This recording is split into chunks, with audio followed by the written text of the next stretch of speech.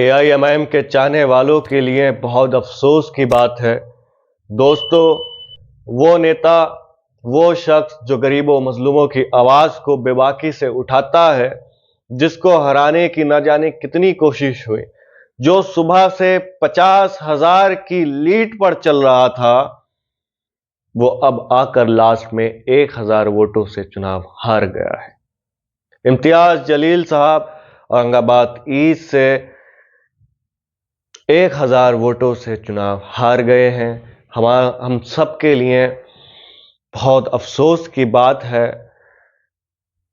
बहुत दुआएं हुई इम्तियाज जलील साहब के लिए।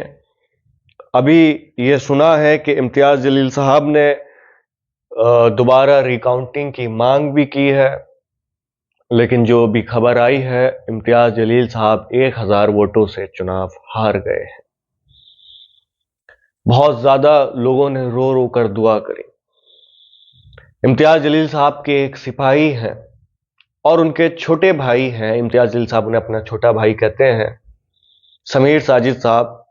मैंने उनकी एक वीडियो देखी दोस्तों, जिसमें वो रो रो कर दुआ कर रहे थे और उनके आसपास हजारों का मजमा खड़ा था। वो खुद दोनों हाथ उनके उठे थे और वो दुआ कर रहे थे इम्तियाज जलील के लिए। बहुत अफसोस की बात है। औरंगाबाद लोकसभा चुनाव तो हराया ही गया। ये वही 1,000 वोट हैं जो बोगस वोट हैं, जो चर्चा में थे उस वक्त कि वोट काटने के लिए खड़े हुए हैं।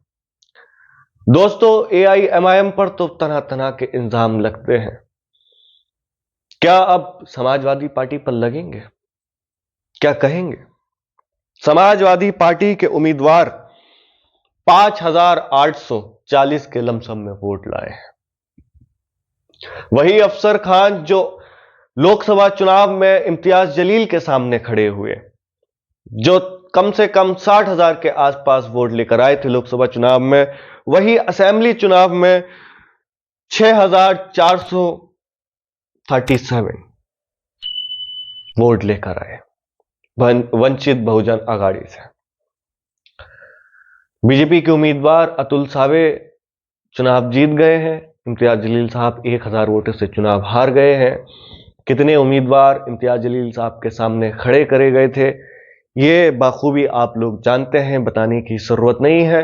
आप लोगों को हमने पल पल की खबर दी है और बाकायदा मजलिस के चाहने वालों को बाखूबी पता है कि इम्तियाज जलील साहब को हराने की क्या क्या साजिशें हुई थी। दोस्तों, इम्तियाज जलील साहब ने एक दिन पहले एक प्रेस कॉन्फ्रेंस करी, जिसमें उन्होंने जो दिखाया वो आपने देखा होगा। अगर नहीं देखा तो आप लोग जान लें। मेरे लिए, मैं अपने लिए कह रहा हूं, मेरे लिए इम्तियाज जलील नहीं चुनाव हारे, नहीं हारे। वो जीते हैं, जीते हैं, बिल्कुल जीते हैं, हम मानते हैं। हमारे लिए क्या हम मानते हैं? एक ऐसा शख्स, एक ऐसा लीडर, जब हुजूर सल्लल्लाहु अलैहि वसल्लम की शान में गुस्ताखी हुई थी, तो वही एक ऐसा बेबाक लीडर था जिसने हजारों के तादाद में चलो मुंबई का नारा दिया और हजारों के तादाद में लोग उसके पीछे गए। हिंदुस्तान के अंदर एक ऐसी रैली निकली जिस पर सबकी नजर थी, और उस रैली के अंदर अल्हम्दुलिल्लाह एक खरोच किसी को नहीं आई, एक गाड़ी से नहीं टकराई। एक ऐसे लीडर को हमने हरा दिया। 5 साल न जाने क्या हो, न जाने कब आए, न जाने हम हो या ना हो, हम फिर से बट गए, हम फिर से बट गए। हमने एक ऐसा लीडर खो दिया जो हमारी आवाज को, जो हमारी कौम की आवाज को, जो हमारी कयादत मजबूती से करता है, जो बेबाकी से बोलता है। जब वो बोलता है तो अच्छे अच्छे उसके सामने नहीं बोल पाते।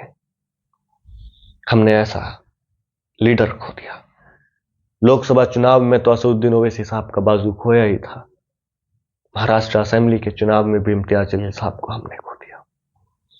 दोस्तों, आप लोगों से दरख्वास्त है, औरंगाबाद सेंट्रल से नासिर सिद्दीकी साहब की काउंटिंग चल रही है, उनके लिए दुआ करें।